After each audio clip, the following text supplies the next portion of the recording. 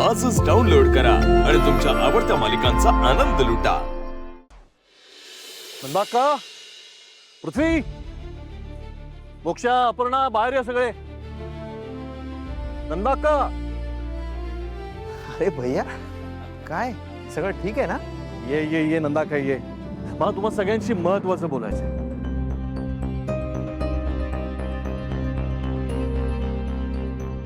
ये नंदाक्का, बस। नाही असू दे, ठीक आहे। काय झालं सांग, मी ऐकते। नंदाक्का, मी मोक्षाचं लग्न त्याच मुलाशी ठरवून आलोय ज्यांनी या नात्याला नकार दिला होता। अरे काय सांगतोयस काय भैया? हो, आता त्यांना आपल्या मोक्षालाच त्यांच्या घरची सून करून घ्यायचंय। ही तर खरंच खूप मोठी आणि आनंदाची बातमी आहे। अरे नक्कीच आनंदाची बातमी आहे। नाही, पण हे सगळं झालं कसं? म्हणजे ते तर ऐकायलाही तयार नव्हते ना। हो सांगतो, तू बस तर आधी। भैया, मला ऐकायचंय की तुमचं नेमकं काय बोलणं झालं की ते तयार झाले? मी म्हणालो होतो ना, चर्चेने प्रश्न सुटतात। मी त्यांना जाऊन सांगितलं की जो काही प्रकार झाला तो गैरसमजातनं झालेला होता। आमची मोक्षा खरंच खूप चांगली मुलगी आहे, तिला तुमचा मुलगा पसंत आहे। काय पसंत आहे की नाही? हो, फक्त एवढ्या गोष्टीने ते तयार झाले? हो, पण त्यांच्या मुलाचा एक अतिशय उत्तम ॲग्रो प्रोजेक्ट आहे। ते प्रोजेक्ट मी ऐकलं आणि मला असं वाटलं की या प्रोजेक्टचा सगळ्यात जास्त फायदा कोल्हापुरातल्या शेतकऱ्यांना होणार, म्हणून त्या प्रोजेक्टला मान्यता मिळवून देण्यासाठी मी प्रयत्न करीन असा शब्दही देऊन आलोय। शिवाय माझ्या नावावरची 50 एकर जमीन मी आता मोक्षाच्या नावावर करणार आहे।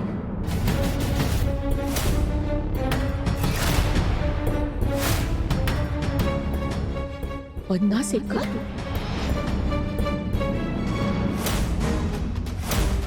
विश्वंभर, एवढं मोठं पाऊल? नंदाक्का, मला सांग, तुझ्याशिवाय काय ग या घरामध्ये? नुसत्या भिंती? आणि मला सांग, आपल्या मुलीच्या सुखासाठी एवढं पण नाही करायचं का? हे सगळं कोणासाठी कमवलंय? तिचंच तर आहे सगळं, मोक्षाचंच आहे ना ग हे। बघितलंस मोक्षा, तुझ्या मामाचं तुझ्यावर किती प्रेम आहे ते। मामा, थँक्यू सो मच मामा। नुसतं थँक्यू म्हणून चालणार नाही, सासरी गेल्यानंतर मामाचं नाव आणि त्याचा सन्मान वाढायला हवा। हो मामा, तू जगातला बेस्ट मामा आहेस।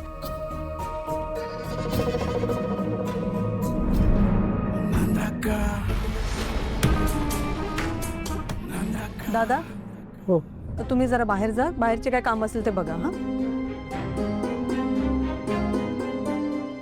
अहो 50 एकर मोक्षाच्या नावावर करतात भैया साहेब। इतका मोठा निर्णय घेण्याआधी त्यांनी एकदा तरी विचारायला हवं होतं आपल्याला। भैयाने निर्णय घेतलाय म्हणजे काहीतरी विचार करूनच घेतला असेल ना? हो, पण हा निर्णय चुकला आहे।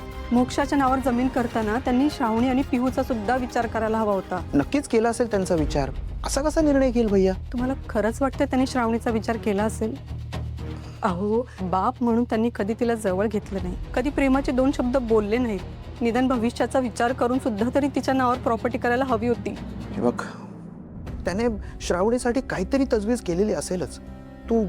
तू हे सगळं डोक्यातून काढून टाक। विश्वास तर माझा सुद्धा आहे, पण अलकनंदाताईचं काय? नंदाक्का, खरं सांगायचं तर ही कल्पना मला शुभोनी सुचवली। तो म्हणाला त्या मुलीला शिक्षा करून काही उपयोग नाही, त्यापेक्षा मुलाच्या आई वडिलांशी बोला, चर्चा करा, कदाचित चांगलं काहीतरी घडेल। अच्छा, म्हणजे हे सगळं कारस्थान शुभ्याचं आहे। तर श्रावणीला वाचवण्यासाठी यांनी विश्वंभरला हे डोस पाजलेत।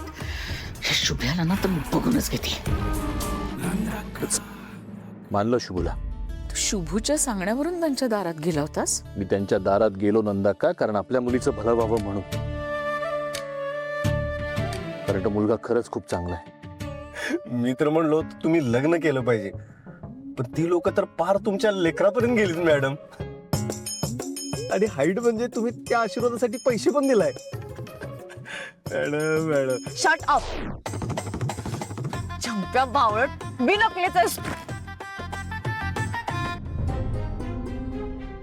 अरे काय पृथ्वी, बायको बरोबर काय डिस्कस करत होतास? तुला काही प्रॉब्लेम आहे का? नाही नंदाक्का, मला काय प्रॉब्लेम असणार आहे? ते ऑफिसचं एक काम आठवलं होतं ना, ते डिस्कस करत होतो आम्ही। अच्छा,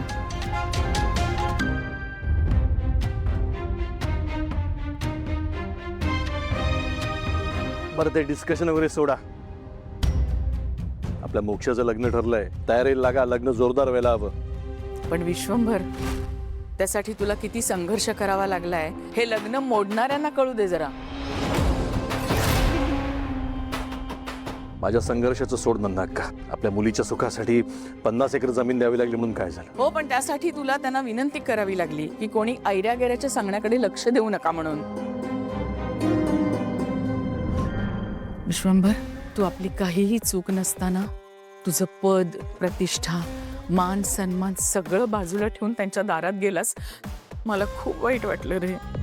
काय करणार नंदाक्का, आपलंच नाणं खोटं असल्यावर शर्मिनी मान खाली जाणारच ना. पण समाधान एका गोष्टीचं आहे की मोक्षाचं भलं होत आहे आणि तिच्या सुखासाठी मी काहीही करायला तयार आहे. पण जिच्यामुळे लग्न मोडलं होतं ती जर का पुन्हा असं वागली तर तिच्यासाठी या घराची दारं कायमची बंद असतील.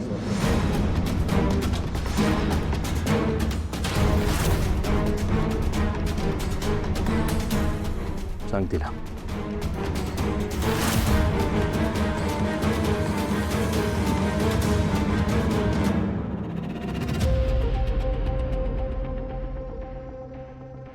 भैया काय म्हणाला ऐकलंस ना? त्यामुळे जरा सांभाळून राहा.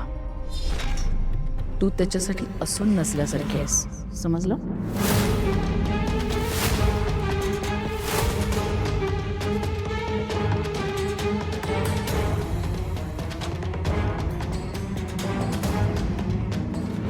विश्वंभर एवढं बोलला तरी हिचा तोरा काही उतरत नाहीये. या शुभ्यानेच तिला चढवून ठेवला असणार. भारी बातमी दिलीत साहेब, खरंच भारी. आयडिया तूच दिलीस ना. काम योग्य असेल तर सँक्शन करा. मी तेच केलं. साहेब काम सँक्शन करा बोललेलो, पण तुम्ही तर जमीन देऊ केलीत. आणि साहेब माफी. शुभू, मला त्यांच्याकडनं होकार हवा होता आणि जमीन वगैरे मोक्षासाठी तिच्या मामाकडनं दिलेलं एक छोटंसं गिफ्ट असं समज. तिच्यासाठी आणि माझ्या बहिणीच्या आनंदापुढे काही महत्वाचं नाही मला. शुभू, काही करून ना हे नातं जुळणं गरजेचं होतं. साहेब नातं कुठं जुळवलं तुम्ही? तुम्ही तर ते विकत घेतलं साहेब. काय बोलतोय शुभू? माफ करा साहेब, मी जरा जास्तच बोलावलंय, पण मी भोगतोय साहेब. नाती विकत घेता येत नाहीत. आणि ती विकत घेतलीच तर त्यांची किंमत मोजावी लागते. नात्यांबद्दल तू मला सांगतोस? हे सगळं मी नात्यासाठीच केलंय, माझ्या बहिणीसाठी केलंय. आणि शिवाय मोक्षाला तो मुलगा आवडला होता. मुलगा चांगला आहे आणि जोडीदार चांगला असणं फार गरजेचं असतं. सुखी संसारासाठी ते फार महत्वाचं असतं शुभू. पण जोडीदार चुकला ना, ती सगळीच गणितं चुकत जातात.